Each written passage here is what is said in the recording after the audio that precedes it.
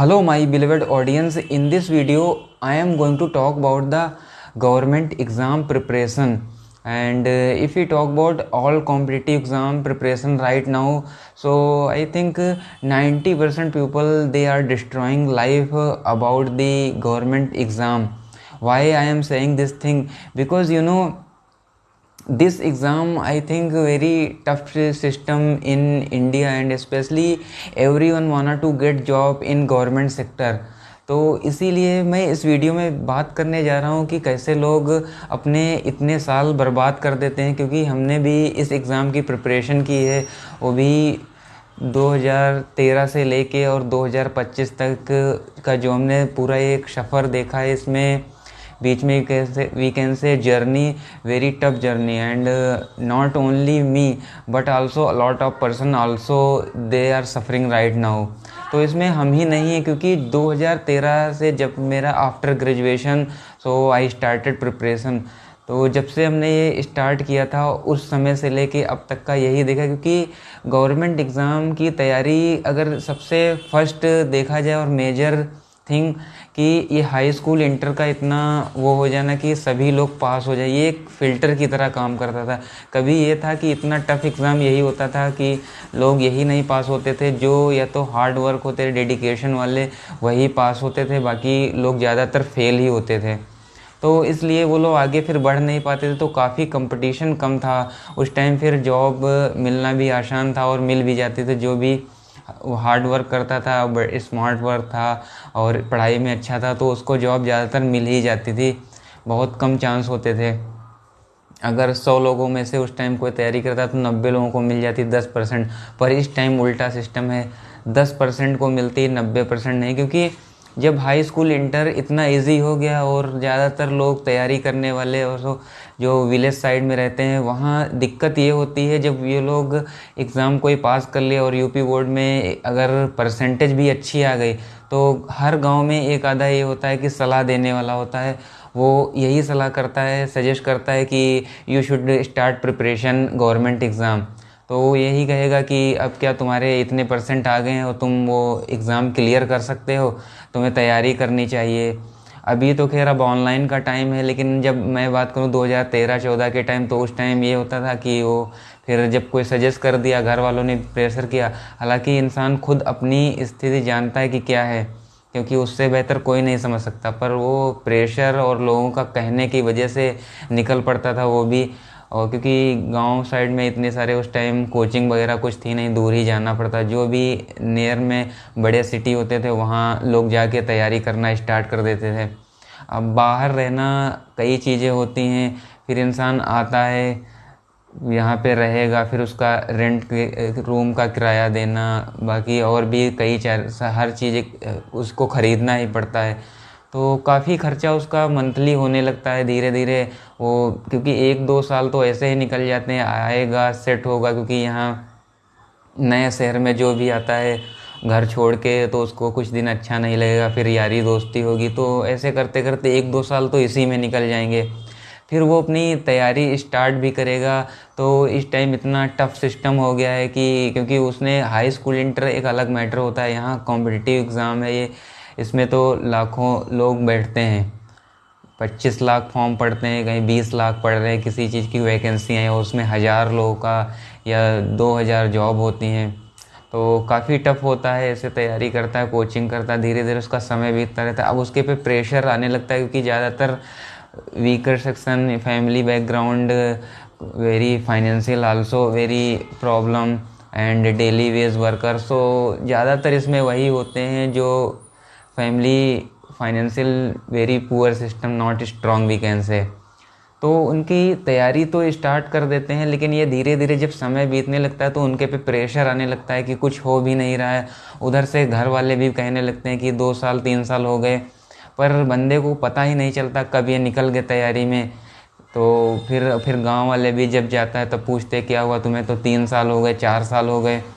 तो इस डर से मैंने देखा है कि कई लोग वहाँ पे मतलब जाते नहीं अपने गांव में। अभी भी लोग हैं मुझसे मिलते हैं, वो लोग गांव नहीं गए बहुत बहुत दिनों से, यही कहते हैं कि यार लोग पूछने लगते हैं क्या हुआ तुम्हारा, एग्ज़ाम प्रिपरेशन कर रहे थे अभी तक क्वालिफाई किया या नहीं किया, उसका मजाक बनाने लगते हैं। तो इस फियर से दे डोंट गो होम, तो वो लोग नहीं जाते हैं। इसके लिए काफ़ी समय यहाँ बिताने लगते हैं, फिर और बढ़ता जाता है। और एक तैयारी और भी हमने देखा है जो खुद, this is my experience also that with I am going to share with you that, क्योंकि जब ये तैयारी करो तो उस टाइम इंसान को एक चीज़ और करना चाहिए कि साथ में कुछ स्किल वगैरह सीख ले और पैसे अर्न कैसे करना है, या कोई पार्ट टाइम की जॉब पकड़ ले, ये बेस्ट तरीका है। पर होता ये उस टाइम इंसान आया होता है सो सिर्फ तैयारी पे फोकस कर रहा होता है, और लोग भी कह देते हैं कि बहुत से ज्ञान देने वाले होते हैं कि अभी तैयारी कर रहे हो तो कुछ अर्न मनी के बारे में मत सोचो, वरना उधर ही तुम्हारा फोकस हो जाएगा। लेकिन ऐसा नहीं होता है। जब अगर तुम्हारा फैमिली बैकग्राउंड नहीं मजबूत है, तुम्हें कुछ ऐसी स्किल सीख लो या कोई पार्ट टाइम जॉब पकड़ लो, जिससे तुम्हारा भी प्रेशर कम रहेगा और घर वालों का भी थोड़ा बर्डन कम हो जाएगा कि चलो कुछ अर्न करने लगोगे तो तुम्हारी काफ़ी हद तक ये टेंशन कम हो जाएगी। और ज़्यादा जब समय होता है 24 घंटे, तो उसमें कोई पढ़ता ही नहीं रहता है, क्योंकि 24 घंटे पढ़ना इम्पॉसिबल है, तो वेस्ट ही करता है। अगर अच्छे से दिए जाए तो 6 से 8 घंटे ही बहुत हैं।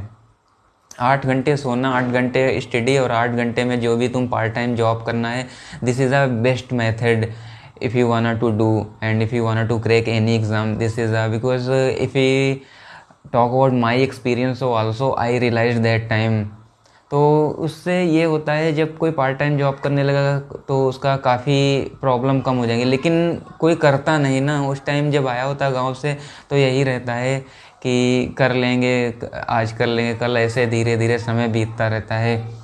और ये तैयारी ऐसी चीज़ है, अगर तुम 10 साल करोगे ना तो क्या है, या तो कहीं कोई स्कूल में कुछ पढ़ाने लगोगे प्राइवेट में, वो भी उसमें कितना देंगे, या बच्चों को ट्यूशन वगैरह दोगे उसमें भी कुछ इतना नहीं होगा, वो भी उसके लिए भी नॉलेज होना चाहिए। इंग्लिश मीडियम बच्चों को पढ़ाओगे तो उसमें भी तुम्हें काफ़ी नॉलेज होना चाहिए। तो सिलेबस टोटली चेंज है, तो काफ़ी सारी प्रॉब्लम होती हैं यही एसएससी पर। ये तैयारी हमें लगता है कि उन्हें ही करना चाहिए जिनको लगता है कि खुद की इंसान की पता होता है कि कितने वो पानी में है। This is saying very old. तो खुद से, और अगर प्रेशर में आके या किसी के कहने पे या किसी को देख के करने जा रहा है तो हमें नहीं लगता है कि वो सक्सेसफुल हो पाएगा। I think this video not is a demotivate, पर reality I am going to share with you. जो कि मैं कर रहा हूँ आपके साथ, ये एक रियलिटी है एग्ज़ाम की। क्योंकि मैं 2013 से देख रहा हूँ अभी तक जो मेरे साथ हैं, अभी अब तो सोशल मीडिया का ज़माना, सब कांटेक्ट में हैं, कहीं ना कहीं फ़ोन पे बात होती है। तो उसमें जो अगर 100 में बात की जाए तो एक आधे लोग जॉब पाए हैं, बाकी सब इधर उधर ही। अभी कोई प्राइवेट कर रहा है, या किसी के फादर का बिजनेस था तो उसमें सेटल हो गया, जाके वापस गाँव चला गया, या जो अभी रुके हैं यहाँ सिटी में, जैसे लखनऊ में हम लोग रुकते थे, तो लखनऊ में काफ़ी लोग मुझसे मिलते रहते हैं, फ़ोन पे बात भी होती है। तो वो भी अभी भी स्ट्रगल ही कर रहे हैं, फॉर्म भी डाल रहे हैं, गवर्नमेंट की तैयारी भी चल रही है, फिर वो जॉब भी कहीं प्राइवेट करने लगे हैं। तो अगर 2013 से देखा जाए, अगर कोई इंसान कोई स्किल सीख रहा होता है या कोई कंपनी में जॉब कर रहा होता या कुछ कर रहा, तो आज वो कहाँ होता? तैयारी में वहीं पे तो इंसान है जहाँ से उसने स्टार्ट किया था। अब जब कोई जॉब के लिए जा भी रहा है तो वहाँ पे छोटे छोटे लड़के जो हैं, वो सीनियर हैं, वो इतना पढ़ा लिखा हर चीज़ें, पर उसे मजबूरी में जॉब करना पड़ रहा है उनके साथ, उनको सर बोलना पड़ रहा है। बहुत सारे लोग मिलते हैं, अपनी स्टोरी शेयर करते हैं, ऐसी ऐसी प्रॉब्लम में फेस कर रहे हैं। तो I would like to say that you should start right now. अगर 12th अभी पास हुए हो तो सबसे अच्छा ऑप्शन यही रहता है। अगर फाइनेंशली इतना स्ट्रॉन्ग नहीं हो तो इस सबसे अच्छी चीज़ है कि तैयारी के साथ साथ कुछ स्किल हो या कोई वर्क हो, कहीं भी पार्ट टाइम हो, जैसा भी, उसको करने लगो। तब ये रहेगा तुम्हारे पास जब कम टाइम होता है तो उसमें तुम अच्छे से पढ़ाई भी करोगे और उधर उस पर भी फोकस करोगे, अपने टेंशन भी तुम्हें कम रहेगी। कोई फॉर्म भी डालना होगा तो उसके लिए भी पैसे तुम्हें नहीं मांगने पड़ेंगे किसी से, क्योंकि फॉर्म भी इतना महंगा होता है, लोग बहुत मुश्किल से फिल कर पाते हैं। तो यही सब चीज़ें थी जो मेरे साथ हुई, तो इस वीडियो में मैंने सोचा कि क्यों ना मैं शेयर करूं, ताकि लोगों को कुछ तो हेल्प हो। क्योंकि कोचिंग वगैरह ये ऐसा होता है सिस्टम ना, जब इंसान, अब तो ऑनलाइन है, उसमें भी यही हो रहा है जैसे ऑफलाइन है। हर एक चीज़ में ये लोग ज़्यादा से, जैसे कस्टमर बनाना, वैसे इनका भी हो गया स्टडी का मतलब। थंबनेल इस टाइप से लगाते हैं कि जैसे ग्रामर है, ग्रामर का मेन पोर्शन होता है, एसएससी की तैयारी कर रहे हो या कोई भी एग्ज़ाम कर रहे हो जिसमें इंग्लिश पूछी जा रही है, तो उसके नाम पर इतना वीडियो बनाएंगे, ये रट लो रूल, वो रट लो, ये कर लो, वो कर लो, 30 दिन में सीख जाओगे, एग्ज़ाम क्रैक कर लोगे, ये कर लो, बहुत से थंबनेल मिलेंगे, बहुत से ये करें दावा करेंगे। पर यह है कि इंग्लिश हो या कोई सब्जेक्ट, उसको सीखने के लिए बेसिक से ही शुरुआत करना पड़ेगा। अगर बेसिक समझ में आ गई तो आगे भी समझ जाओगे। पर कोचिंग वाले हर टाइम बैच निकालेंगे, ये सस्ता बैच है, ये क्रैक एग्ज़ाम अलग आएगा, मॉक टेस्ट के लिए अलग आएगा, कोई अलग नहीं, सब तैयारी करने वाले सब एक बार बेसिक लेवल अच्छे से मजबूत कर लिया, फिर उसके बाद खुद ही सीख जाओगे। और कुछ यूट्यूब चैनल हैं जिनसे सीखा जा सकता है, लेकिन कुछ लोग वही थंबनेल के थ्रू ऐसे ऐसे लगा रहे हैं कि इंसान और कंफ्यूज रहता है, वो दिन भर देखता रहता है यही सब चीज़ें, उसको पढ़ने का टाइम भी नहीं मिल रहा है। तो ये भी चीज़ें हैं काफ़ी, कहाँ से तुम पढ़ रहे हो, क्योंकि मटेरियल बहुत सारा अवेलेबल है, but depend on you where you are searching and where you are studying, because a lot of material available in YouTube, but you will have to choose the right way and what are you doing or what not doing, because preparation is a other thing।